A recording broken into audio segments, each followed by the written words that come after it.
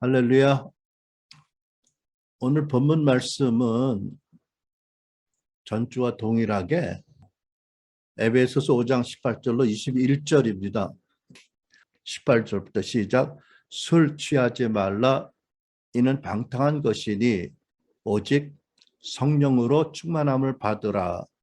시와 찬송과 신령한 노래들로 서로 화답하며 너의 마음으로 주께 노래하며 찬송하며 범사에 우리 주 예수 그리스도의 이름으로 항상 아버지 하나님께 감사하며 그리스도를 경외함으로 피차 복종하라.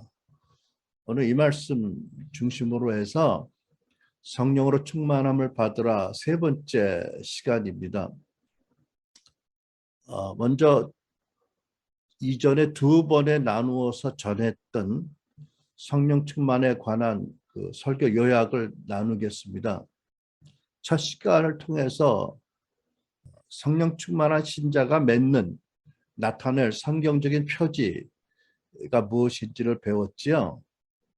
성령으로 충만한 신자라면 예배 참석에 열심히 있는 것은 물론 성도와 교제하는 데 열심히 있다. 고립적이 아니다. 교제에 열심히 있다. 두 번째, 마음 안에 늘 노래, 찬양이 일어난다. 항상 감사하는 마음을 가지고 산다.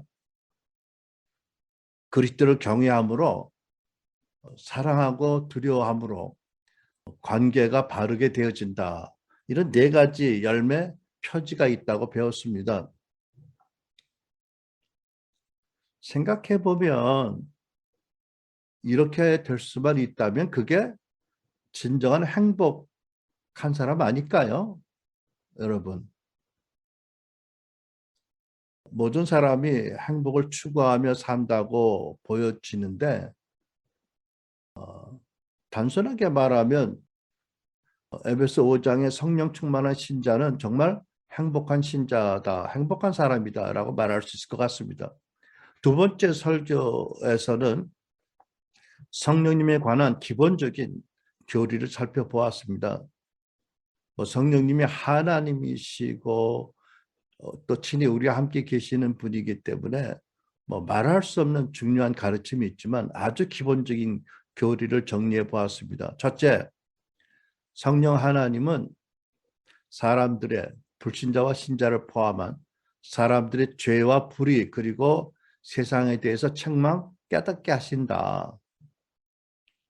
성령께서 조명하시고 깨닫게 하시는 것이 굉장히 중요하다.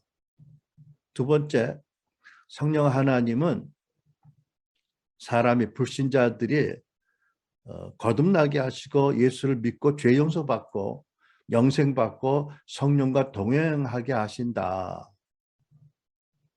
여러분, 하나님이 동행하시는 것을 불신앙의 마음으로 보면 참 거북하고 부담스러울 수 있겠죠, 그죠? 그러나 하나님이 기본적으로 우리를 사랑하시기 때문에 함께 하신다는 것, 그것이야말로 얼마나 기쁜 소식인지 모르겠어요, 그죠? 오늘 우리 지체 중에 한 분이 사랑하는 부친을 저 천국으로 떠나보내서 깊은 슬픔 가운데 있겠지만 부친이 돌아가시 전까지는 그렇게 마음에는 있지만 그렇게 순간순간 절박하지는 않았을 테지만 안 계신 때 생각해 보면 아버지가 나를 사랑하심으로 늘 마음으로 함께 한다는 게 얼마나 고마운 일이에요, 그죠? 나는 우리 자녀들이 성인 소위가 그렇게 믿게 되길 축원합니다. 하나님이 우리를 사랑하셔서 함께 계시기 원하는 거예요. 우리를 야단치시거나 노려보시는 것 더구나 아니고요, 그죠? 우리 사랑할 때는 친구든 여자친구든 부부간이든 자식이든 부모든 함께 하기를 그렇게 원하잖아, 그죠? 그러니까 누가 그러더라고. 자연인들이 다 어떤 사람들이냐? 사랑하지 않는 사람들이라는 거지. 그 말도 일리가 있다고 생각했어요. 세 번째, 성령님은 거듭난 신자들, 당신의 자녀들을 범사에 인격적으로 사역적으로 예수를 닮아가는 성화의 과정으로 우리를 이끌어 가신다. 이게 기본적인 교리의 핵심입니다. 그리고 전주에 신자가 성령으로 충만하면 아까는 어떤 표지가 있느냐를 생각했는데 내적으로 어떤 변화가 있게 되느냐를 살펴보았는데 무엇보다도 말씀 진리를 바로 깨닫고 이해하는 안목이 열리게 되어서 첫째로 자기 자신의 진정한 모습을 보게 된다. 그죠? 성령으로 충만해야 진정한 자기 모습을 봅니다. 그게 어떤 모습이에요? 하나님이 나를 보는 모습이에요. 그렇죠? 하나님이 나를 보는 관점으로 나를 본다. 두 번째, 모든 신자가 크리스찬들이 하나뿐인 그리스도의 몸에 속한 지체들이다. 영적인 가족이다. 다 소중하다. 나도 소중하다. 지체로서라는 것을 깨닫게 되죠. 경험적으로. 세 번째, 그러니까 겸손해져서 다른 지체들의 의견도 들으려고 하고 서로에게 배울 마음을 가지게 된다. 그래서 결국 본문의 말씀처럼 그리스도를 경외함으로 피차 복종하게 되어서 부부간에 부모와 자식간에 또 일터에서 고용주와 피고용 간에 모든 관계에서 화평함이 있게 되고 바른 관계를 갖게 된다라는 것을 우리가 배웠습니다. 그럼 오늘 이제 본문의 두 번째로 살펴볼 것은 성령으로 충만을 받으라, 성령의 충만을 받으라는 본문의 의미를 다시 한번 살펴봅니다. 그러니까 이 말씀은 거듭난 크리스찬 신자 개인에게 주신 가장 복되고 중요한 말씀이에요. 이 말씀은 명령입니다. 하나님의 명령이에요. 그러니까 거듭난 신자는 항상 내적으로 성령 충만한 상태를 유지해야 된다. 유지하라. 이것이 최고의 복이다라는 말씀인데 명령형으로 기록되어 있어요. 그리고 현재형으로 기록되어 있기 때문에 때로 잠시 그러는 게 아니라 계속 유지해야 된다는 말씀이죠. 그러니까 생각해 보면 본문의 성령으로 충만하라는 말씀은 성령으로 우리의 마음이 지배를 받는다. 또 마음이 사로잡힌 상태를 말하는 것이죠. 여러분, 사람이 술을 먹다가 술이 사람을 먹으면 누가 사람을 지배해요? 그 사람을? 술이 지배해요. 그죠? 그러니까 어떤 사람은 술 먹으면 개라고 그러는데 뭐 요즘은 개가 얼마나 이뻐. 개도 집안에서 식구같이 하는데 그런 개가 아니고 싸나운 들개. 그죠? 그런 개지. 뭐. 그러니까 성령의 인격과 성령의 감화와 감동으로 영감으로 지배를 받는 마음의 상태를 유지하라는 말씀이에요. 누가복음 4장 1절을 보면 예수께서 성령의 충만하심을 입으셨다고 하는데 생각해 보세요. 성육신하신 하나님께서 성령으로 충만함을 입으셨다고 하면 우리는 얼마나 더 그래야 되나요? 근데 나중에 설명하겠지만 우리는 부지 중에 자꾸 죄를 지어서 성령의 충만을 자꾸 소멸하고 잃어버리는 자들이니까 또 충만을 받고 또 충만을 받아야 되겠죠. 그죠? 우리 그릇이 금이 같거나 구멍이 나 있는 거예요. 그러니까 처음 우리가 예수 믿고 거듭날 때 성령의 씻음을 받고 성령을 충만하게 부어주셨거든요. 그때 첫사랑의 그 어마어마한 체험이 있잖아요.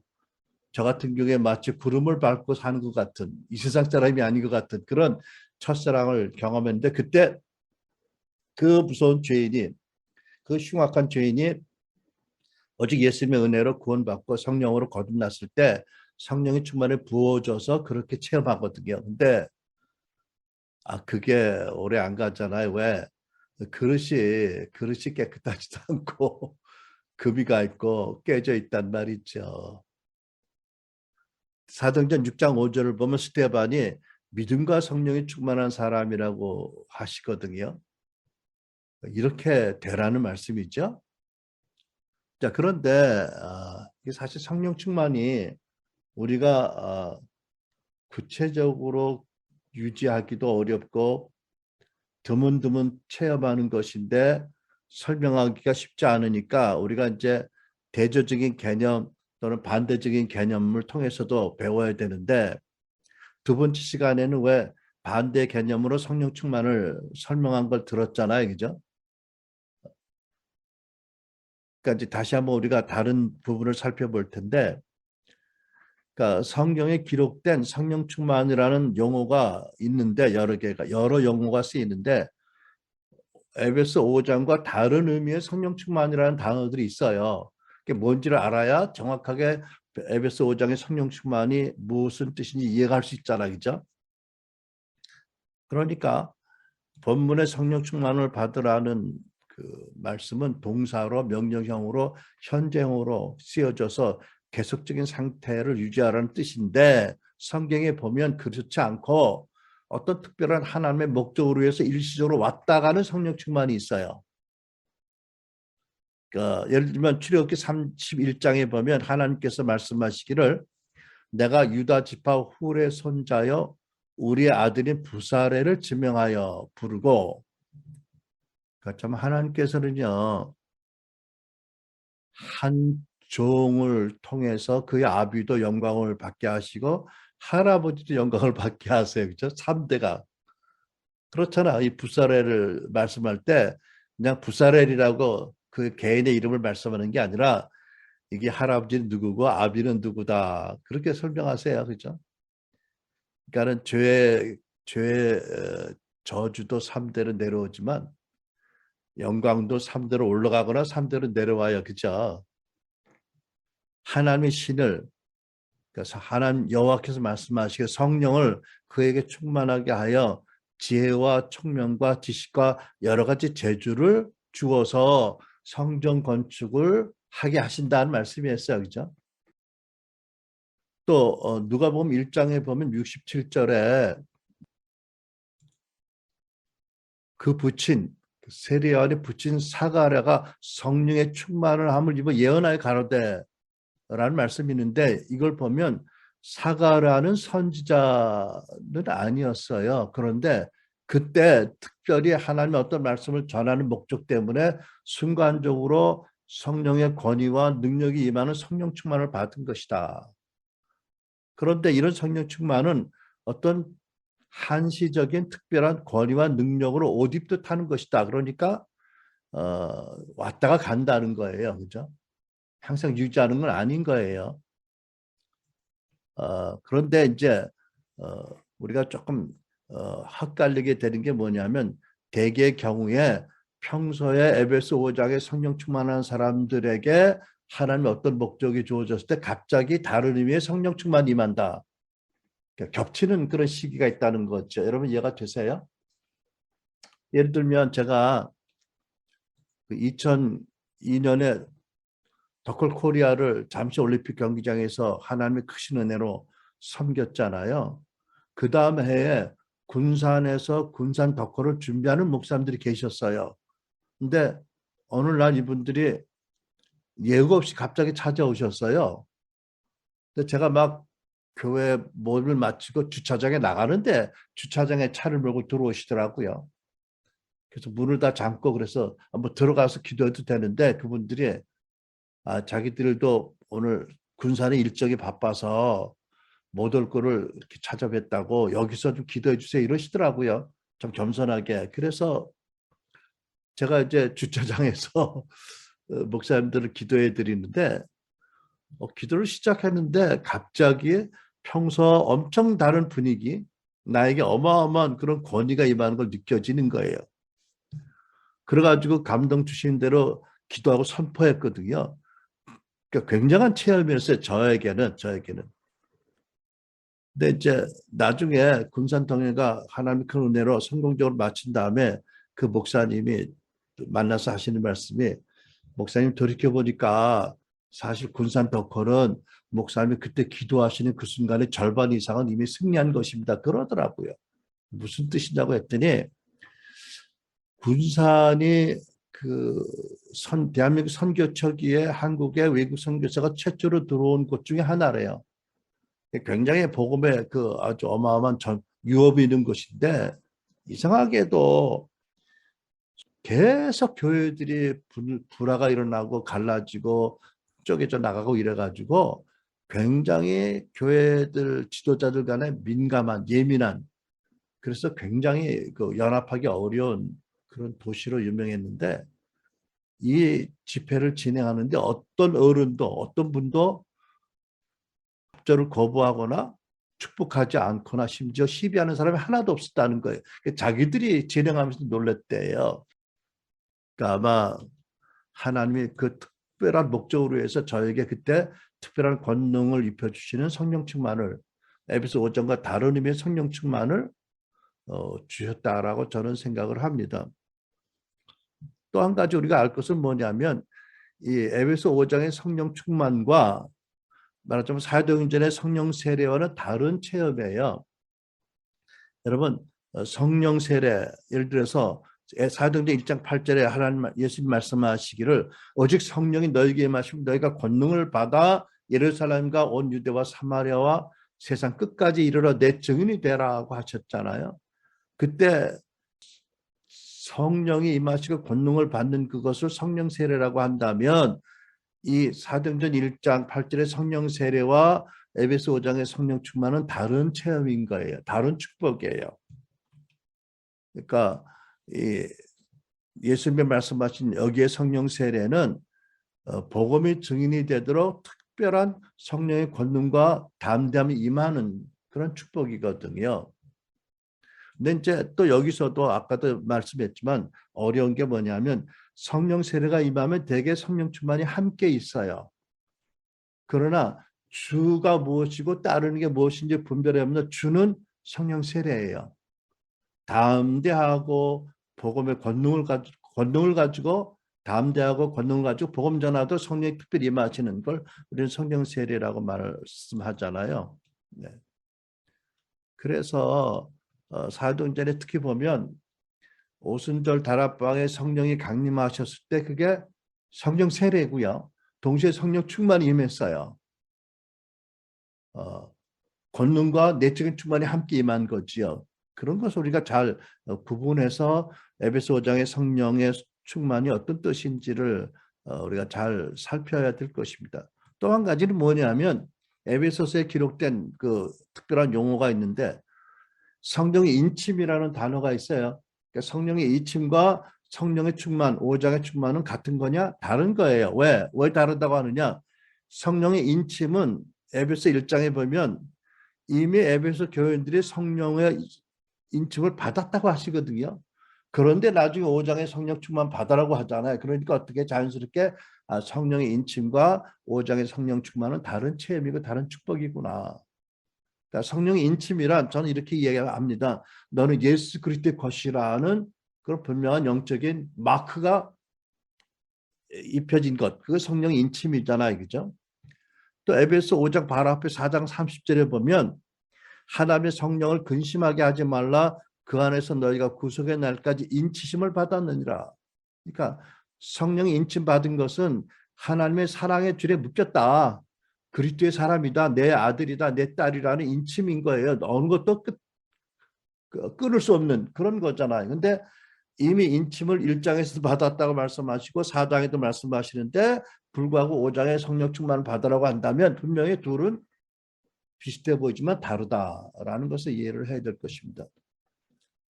그 다음에 중요한 것은 뭐냐면 오직 성령으로 충만을 받으라는 본문의 명령에는 어떤 뜻이 있냐면 이것은 그냥 하나님이 말씀하셨으니까 나에게 이루어지소서라고 수동적으로 기다릴 것이 전혀 아니라는 거예요. 분명히 성령 충만을 받도록 성경 여러 곳에 기록된 말씀대로 해야 할 책임이 우리에게 있다는 거예요. 그러니까 그걸 안 하고 그냥 성령 충만하라고 하셨으니까 해주시겠지? 라는 것은 여기에 통하지 않는 거예요. 여러분 이해가 되세요? 그러니까 오직 성령의 충만을 받으라고 명령하셨으니까 나도 사모하니까 그 좋으니까 은혜니까 받아야지 이 정도로는 아니라는 거예요. 해야 할 일이 반드시 있다. 믿고 해야 된다는 거예요. 그렇죠? 여러분 이해가 되시죠? 말씀을 믿고 해야 할 일이 있다. 그러니까 보세요. 성령의 인침이나 성령의 권능을 주고 복음 증인되게 하시는 성령 세례 같은 것은 하나님의 목적을 따라 일시적으로 또 하나님 주권적으로 하시는 일이잖아. 그죠? 어떤 특별한 목적으로 해서 성전 건축 뭐 이런 걸 위해서 특별한 목적으로 하나님이 주시는 성령의 권능은 하나님의 주권적인 역사의 성격이 강해요. 그러나 에베소 5장의 성령 충만은 우리가 성령 충만하게 해주세요. 이 정도 기도하고 가만히 기다려서 될 일이 아니다. 반드시 말씀이 기록된 어떤 일들을 해야 한다. 이것을 안 하고는 마치 사과나무 밑에서 입 벌리고 기다리는 것이다. 뭐 이렇게 좀 맞다가지 않지만 이렇게 얘기를 할 수 있을 것 같아요. 자, 그러니까 마지막으로 가장 중요한 것은 우리가 성령 충만을 하라면 받으라면 어떻게 해야 되는가 알아보겠습니다.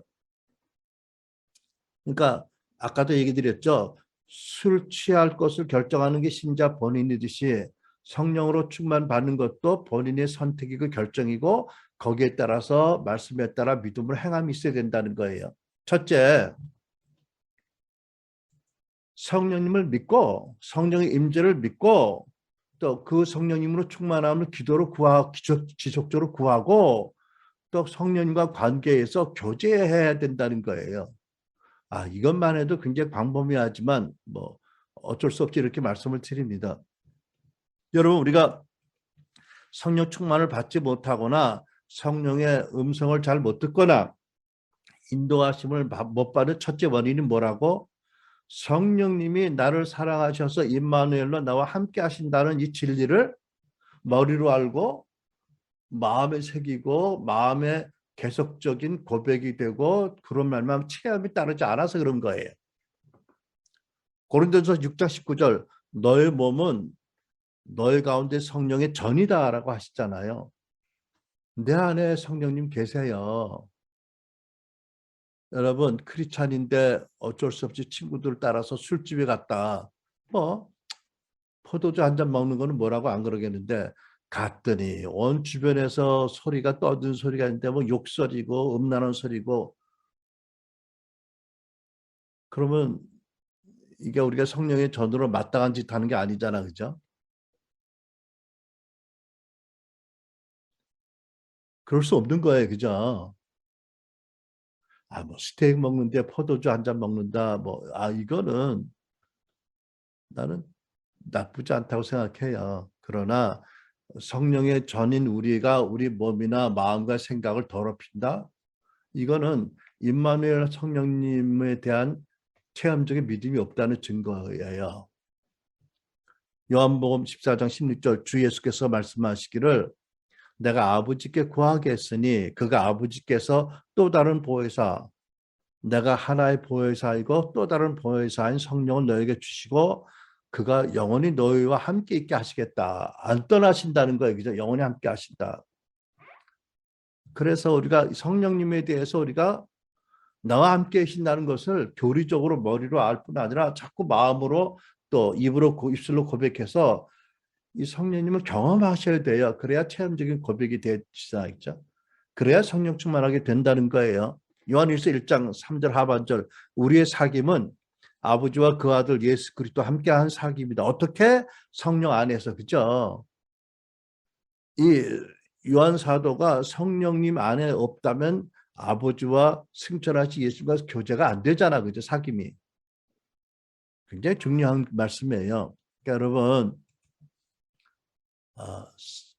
성령님이 굉장히 인격적이신 하나님이시고 사랑의 하나님이시고 또 사랑에서 우리가 함께 계시는 하나님이시고 영원히 동행하신 하나님이기 때문에 우리는 그분을 막된 말로 건너방의 노인처럼 그냥 이렇게 가끔 찾아뵙는 게 아니라 늘 그분과 대화하고 그분의 음성을 들으려고 하고 그분에게 내 마음과 생각을 말씀을 드리고 조용하게 읊조리는 기도로 그리고 무엇보다 그분으로 내가 충만하게 되도록 나의 주권을 그분께 자꾸 맡겨드리는 그러한 기도, 그러한 성령의 임재를 충만을 구해야 된다는 거죠.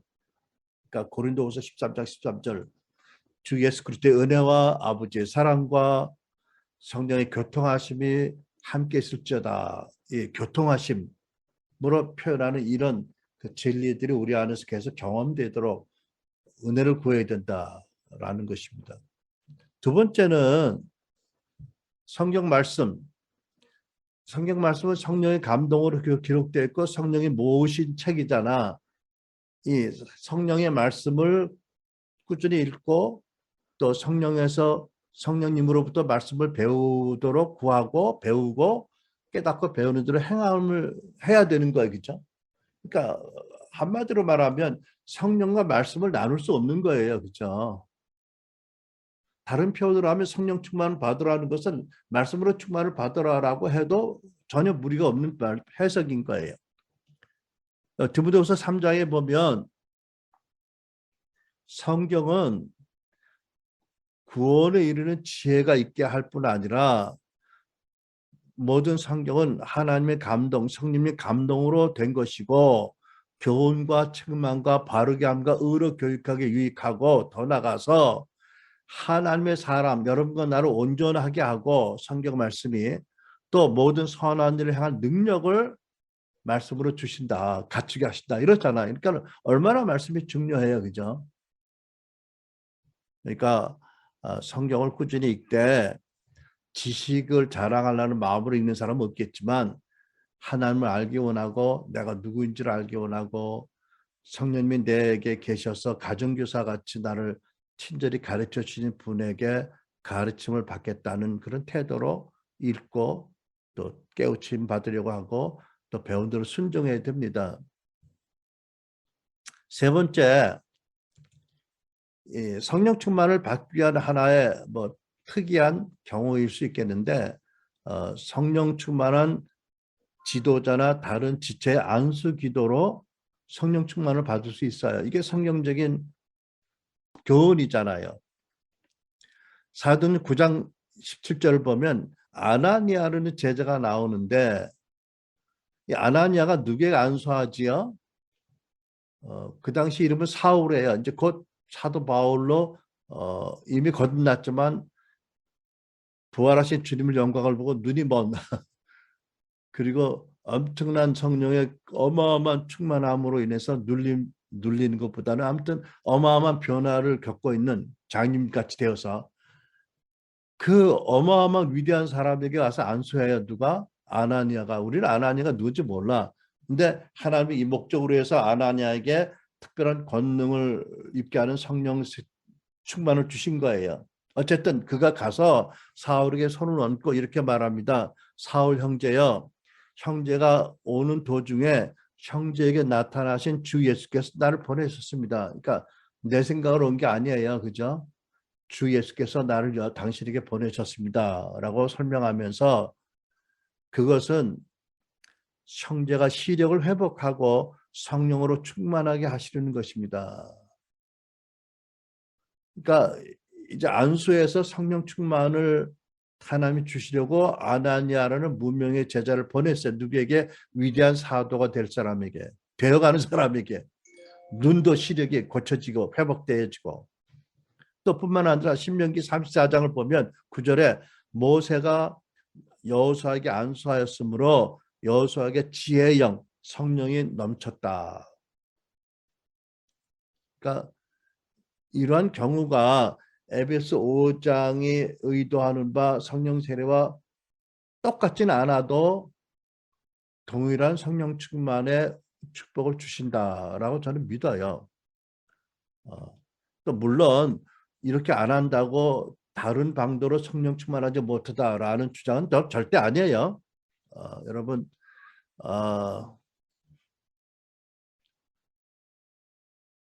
그럼에도 불구하고 참 아나니아에게 하나님께서 하게 하신 것처럼 하나님이 인도하심이 있다면 성령 충만한 다른 지도자나 지체에게 안수받을 때 여러분과 저에게 성령 충만이 임한다.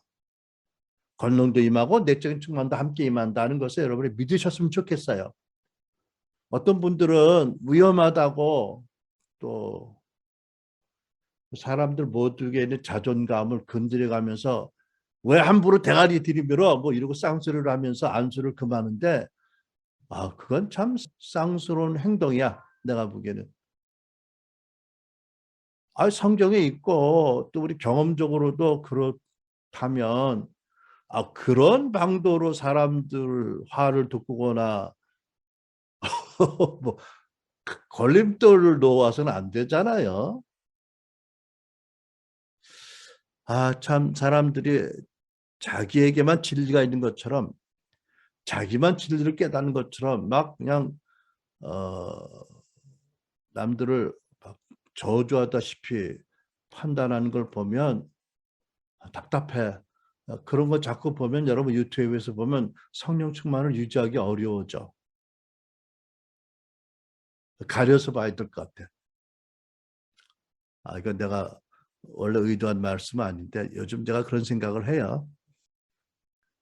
여러분 에베소 19장을 보면 사도 바울이 에베소에 갔어요. 거기 아볼로가 목회하다가 떠난 지역이잖아요.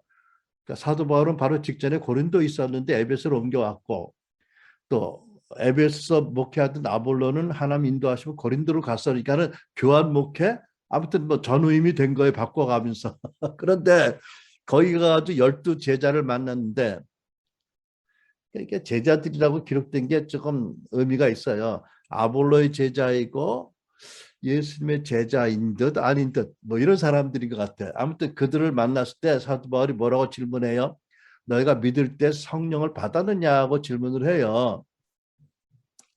본인들은 크리스찬이다. 예수님의 제자라고 자기를 소개했지만 사도 바울이 꼭 아닌 거는 아닌데 뭔가 조금 부족함을 느꼈던 것 같아. 그죠? 그래서 이렇게 물어보잖아요. 그랬더니 아니나 다를까 아니라 우리는 성령이 있음도 듣지 못하노라고 대답했어요. 그러니까 참 아볼로가 복음의 진리를 바로 가르친 분이거든요. 근데 아볼로의 제자들이 성령을 존재도 몰랐다는 거예요.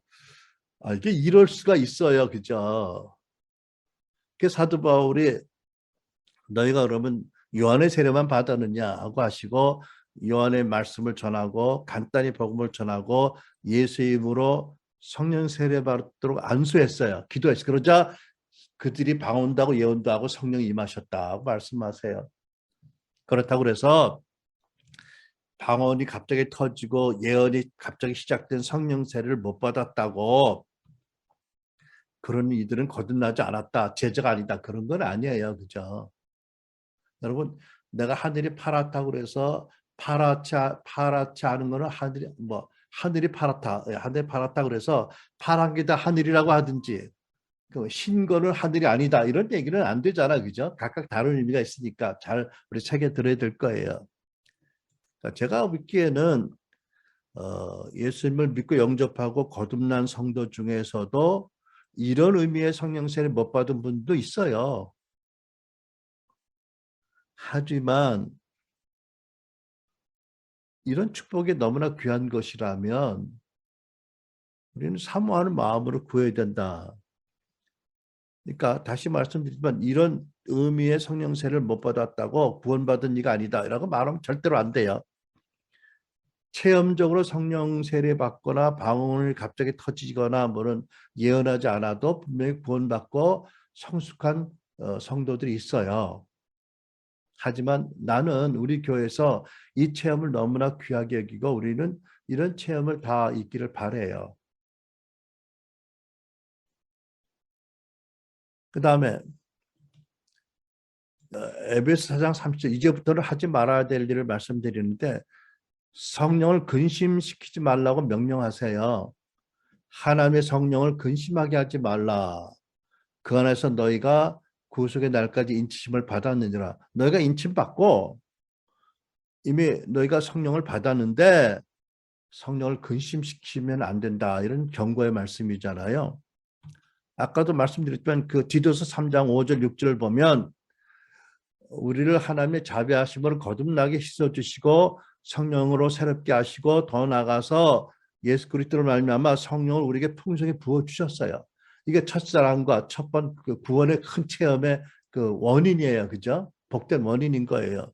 그런데 저희 경우도 보고 제가 목회하면서 보면 뭐를 보냐면 이렇게 거듭남의 큰 체험이 있고 정말 거듭났고 성령을 풍성하게 충만하게 부음 받았는데 그래서 정말 첫사랑에 빠지고 하늘의 영광을 누리는데 그게 6개월 가고 1년 지나면서 점점 그 성령 충만을 잃어요. 첫사랑을 잃어요. 왜 그러냐 보면 아무래도 초신자니까 옛사람의 기질도 여전히 강하고 또 가치관이나 습성과 문화가 목적이 안 바뀌었기 때문에 말씀을 잘 모르니까 자꾸 죄를 짓잖아요. 본인은 몰라도.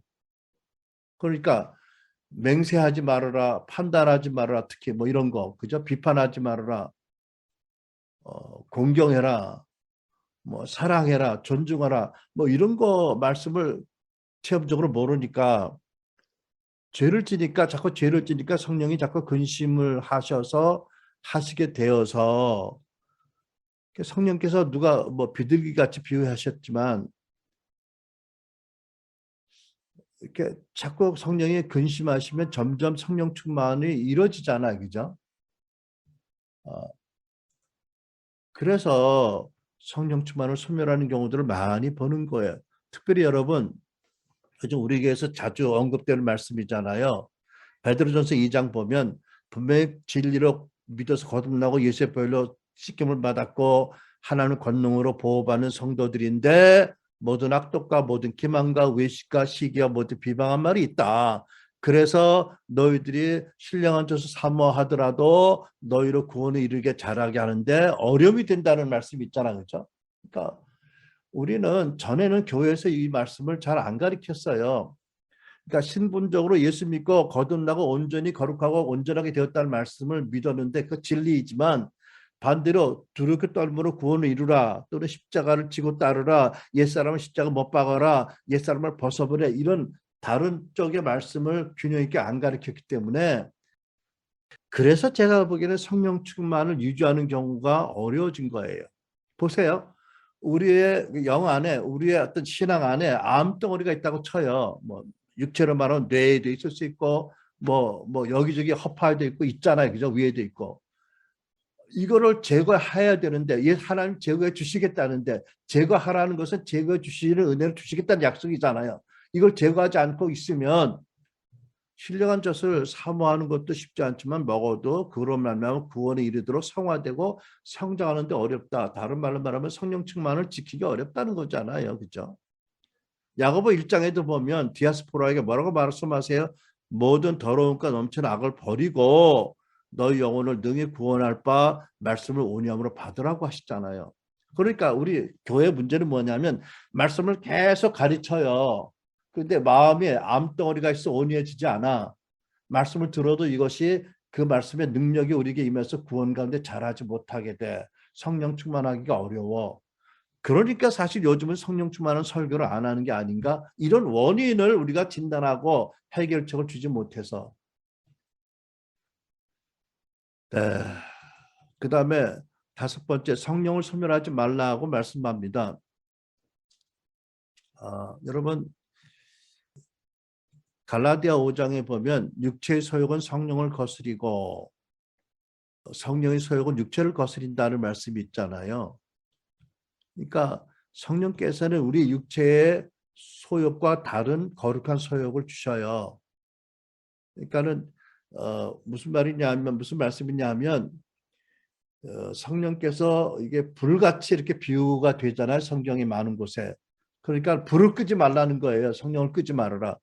그러니까 소멸한다는 게 불을 끈다는 비유로 말씀하고 있다면. 근데 이건 무슨 뜻을 말하냐면 성령이 주시는 감동과 소욕과 소원과 또는 생각과 그런 것들을 거부하고 무시하거나 거부하지 말아라 이런 말씀이에요. 예를 들면 여러분 저희가 하나님 음성 들을 때 하나님이 가장 성도들에게 많이 말씀하신다고 믿어지는 방도가 마음의 생각으로 그렇게 하신다. 마음의 성경 말씀이 떠오르는 것도 우리가 흔히 경험하는 거지만 그보다 더 많은 게 생각으로 말씀하시는데 또는 그림이 떠오르게 하시는데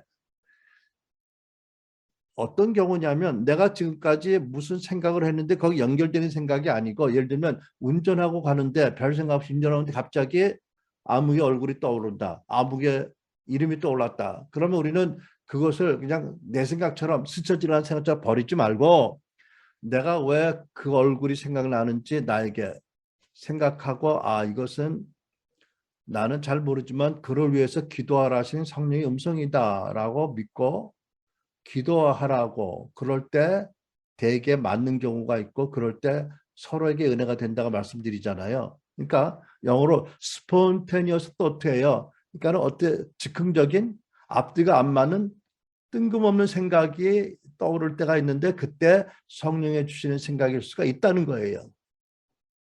그때 이런 그 감동과 생각과 아이디어를 소멸하는 것, 거부하는 게 성령을 소멸하는 거예요. 그죠? 그래서 우리는 특히 예언적인 교회에서 이것을 강조하는데, 또 동시에 강조할 게 뭐냐면, 우리가 이런 생각과 감동과 소욕을 받을 때, 느낄 때 분별을 하셔야 돼요. 여러분, 분별 없이 따르면 크게 또 성령님을 근심시켜 드리게 되거든요. 왜냐하면 데살로니가서 5장에 보면 성령을 소멸치 말고 라고 하고, 금방 무슨 말씀을 따라 하세요? 예언을 멸치지 말고 또 범사에 헤아려 좋은 것을 취하라고 하시거든요. 자, 그러니까 성령을 소멸하지 말아야 되는데, 예언이나 어떤 감동을 멸치지 말아야 되는데, 또 중요한 것은 뭐냐면 헤아려 보라는 거예요. 분별하라는 거예요. 그냥 스폰테니어스 소트가 생겼다, 뭐 좋은 감동이 생겼다, 뭐 굳이 하라는 감동이 생겼다, 예를 들어 그렇다고 바로 행하는 것보다 이것은 지혜로운 게 아닌 거예요. 여러분, 제가 누차 그러지만 제1차 예루살렘 공회 때 복음을 믿고 거듭난 이방인 성도들에게 주는 중요한 교훈을, 중요한 지침을 정할 때 그 자리에 보면 바리새파 중에 믿는 지도자들이 일어나서 율법을 지키라고 해라, 할례 받으라고 해라, 뭐 이러고 주장해요. 내가 그걸 보면서, 야, 참 그렇게 어마어마한 성령의 역사하시는 교회에, 더군다나 역사적으로 정말 중요한 이 공회에 그런 자들이 자기 주장을, 목소리를 높여, 야, 참 사람이 생각이 바뀌는 게 그렇게 쉬운 게 아니구나. 기질이, 그죠? 옛 생각이 바뀌는 게 그렇게 쉬운 게 아니구나. 물론 하나님 뜻이 아니까 그게 묵살되었고, 그 의견이 존중되지 않았지만, 그게 공회에서 일어난 일을 우리 마음이 일어나고 생각해봐요. 내가 성령 충만하다고 느껴지는데도 그런 음성을 들을 수 있다는 거지요. 심지어 사단의 음성일 수도 있잖아, 그죠? 여러분 보세요. 예수님 바로 앞에 있던 베드로나 가룟 유다에게 사단이 근접을 못했어요, 했어요. 물론 예수님의 복되신 어떤 의도로 경륜으로 허락된 바가 있지만, 베드로의 경우, 유다의 경우는 그런 게 없었어도 본인의 마음을 주므로 말미암아 사단이 바로 예수님 옆에 있는 유다에게 역사를 했거든요. 그러니까 내가 아무리 신령한 교회에 속해 있고, 내가 아무리 신령한 은사가 있고, 뭐 지식이 많고 말씀을 많이 알고 또는 하나님의 강력한 인재를 느낀다 하더라도, 그때 느껴지는 모든 생각과 감동이 무조건 다 하나님의 음성이라고 믿어? 그거 위험해요.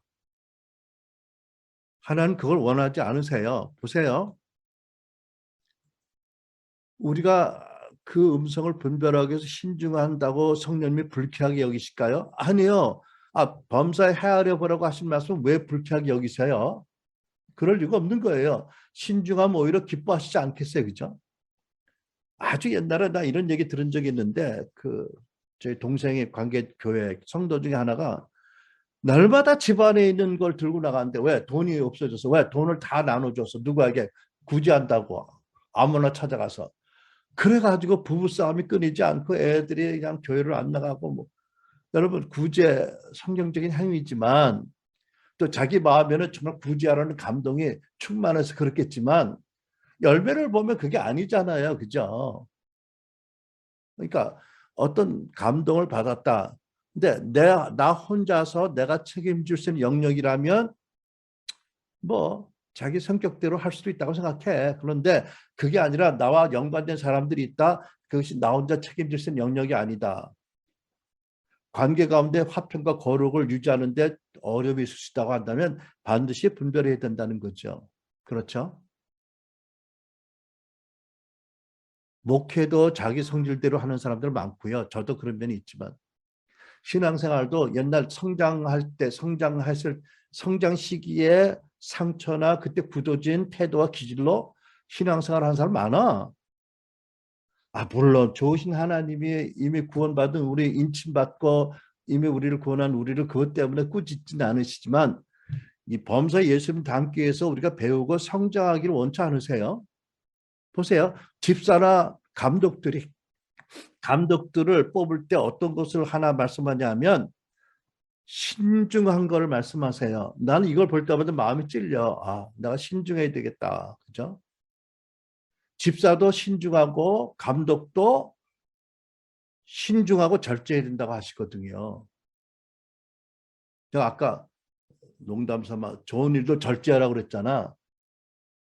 맞아요. 절제가 성령의 열매 그 은사잖아. 그죠? 우리에게 유한한 자원이 있고 유한한 체력과 유한한 시간이 있어요. 이거를 신중하게 잘 분별해서 효과적으로 사용하는 것이 지혜로운 청지기잖아. 그죠?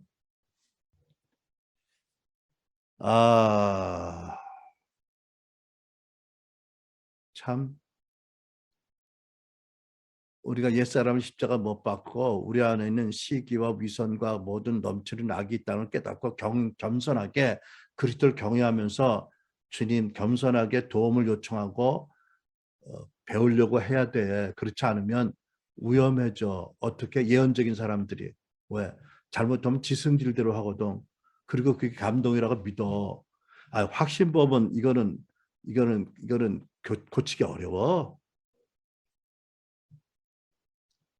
더군다나 하나님을 믿는 그 확신을 어떻게 고쳐? 그러니까 말씀하시기를 너희를 가르치고 인도하는 자에게 순종하고 복종하라고 하시잖아요. 다 성령 충만하고 다 감동받아. 그럼에도 불구하고 뭐라고 그러세요?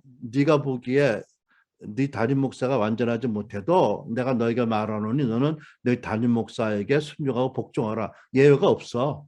왜? 이게 너를 위한 안전장치야. 내가 그에게 준 권위는 너를 세우기 위한 것이다. 너를 해치는 게 아니다. 이런 아버지의 마음을 이해해야 돼. 왜? 우리는 정말 우리 기질대로 성질대로 행하면서 그게 성령이라고 믿는 경우가 많거든. 또 그렇다고 무조건 듣지 말아라. 이거는 또 펌프 박아놓고 흙탕물 나온다고 펌프 뽑아내는 것이고 이거는 정말 또 다른 우주야. 그죠? 그러니까 좌로나 우로치로 치우치 말고 신중하게 잘 가야 된다고. 정말 우리 교회 같은 목회가 어려운 거예요. 사실은요. 성령이 자유롭게 역사하기를 바라면서 서로 질서를 따르고 존중하고 사랑하고 서로 배려하는 거. 정말 나부터도 정말 부족해. 여러분, 그 다음에 성령 충만하고 성령 충만을 유지하려면 마귀를 대적하고 성령께 복종해야 돼요. 야고보 4장 7절. 그런즉 너희는 하나님께 순복할지어다 마귀를 대적하라. 보세요. 그러면 너희를 피하리라. 대적하면 마귀가 피해. 우리에게 예수님 권세가 있고 성령의 능력이 있으니까. 그런데 하나님께 순복하려면 성령 충만하려면 성령을 따르려면 마귀를 대적해야 돼. 아까 조금 말씀드린 똑같아. 그죠? 마귀도 우리 마음에 감동도 주고 좋은 생각, 좋게 보이는 생각 줄 수 있거든요. 잘 분별해서 대적해야 돼요. 보세요. 아담과 하와가 하나님의 말씀을 알아. 그런데 거기다가 뭘 붙이잖아. 그죠? 가감하잖아요. 그러니까 이런 사람들 있잖아. 말씀을 알아. 어떻게 담임 목사에게 순종하고 복종하라 알아. 그런데 하지만 목사님은 사람이 아닙니까? 이런 사람들 있잖아. 그치? 하나님이 네가 그렇게 생각을 몰라서 그렇게 말씀하셨니? 붙이지 말라고. 그게 마귀에게 속는 거라고. 어? 남편을 권위자로 존중하라. 하지만 남편이 아기 같은데 어떻게 해요? 뭐 아내를 사랑하라. 뭐 사랑스러운 꼴이 구석이 있어야죠. 이러고 말씀에다 다 갖다 붙이는 게 결국은 마귀를 대적하지 않은 사람들의 태도예요. 내가 알기는.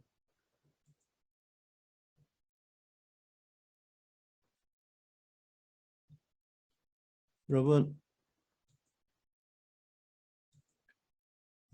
어떤 경우든지 우리가 알고 있는 말씀의 빛으로 비춰보고 그 당시 나의 상태가 화평과 감사와 기쁨과 평강이 넘치는지 아니면 뭔가 거꾸로움이 있고 조급함이 있고 답답함이 있고 있는지 잘 분별이 안 되면 분별의 은사가 있거나 성숙한 신자에게 찾아가서 도움을 구해야 돼요.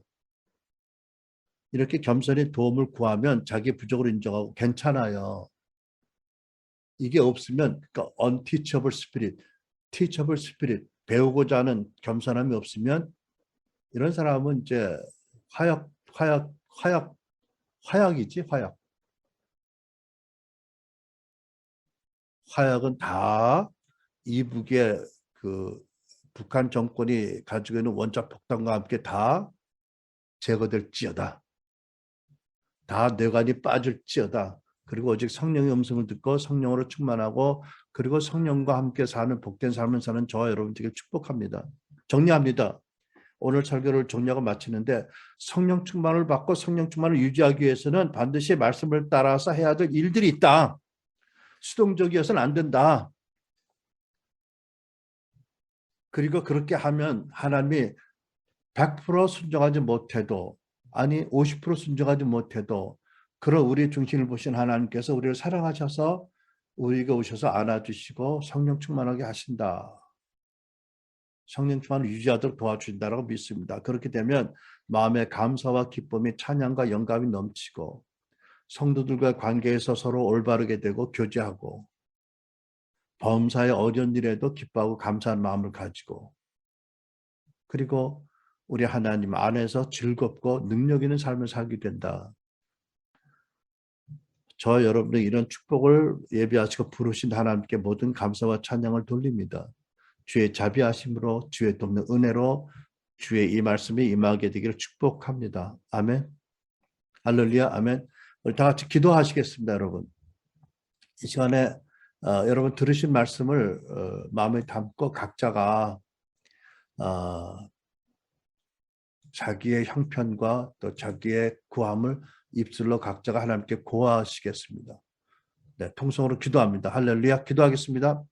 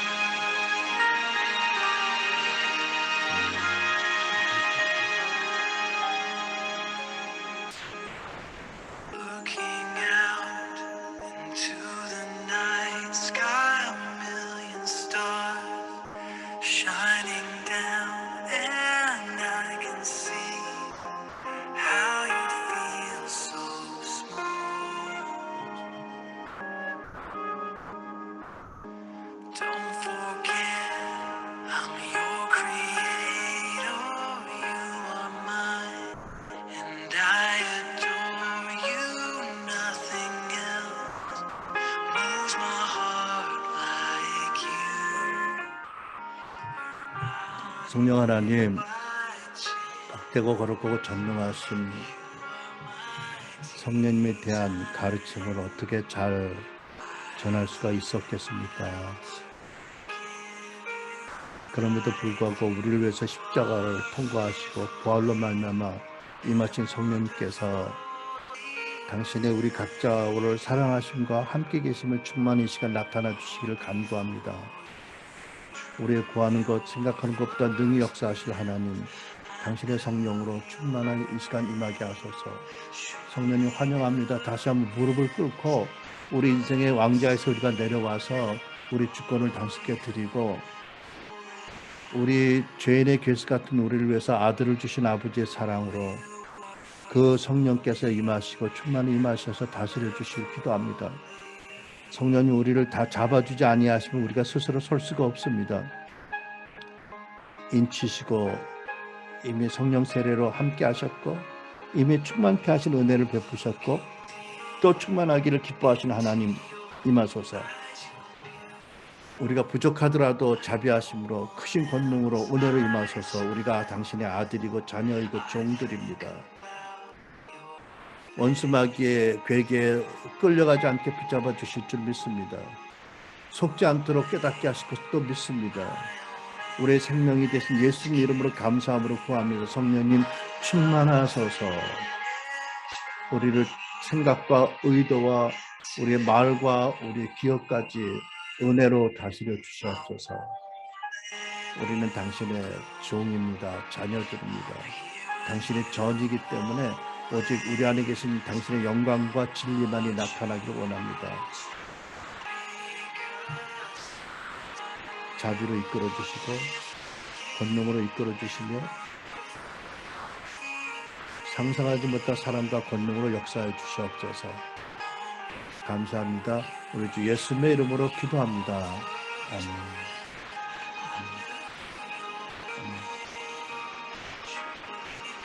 할렐루야. 네, 우리 주기도분들 오늘 예배 마치겠습니다. 네, 다 같이 주기도문으로 예배 마치겠습니다.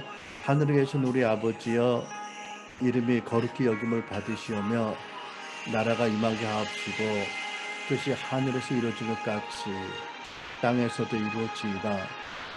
오늘날 우리에게 일용할 양식을 주시옵고 우리가 우리에게 죄 지은 자를 사하여 준 것 같이 우리의 죄를 사하여 주옵시며 우리를 시험에 들게 하지 마옵시고 다만 악에서 구하옵소서.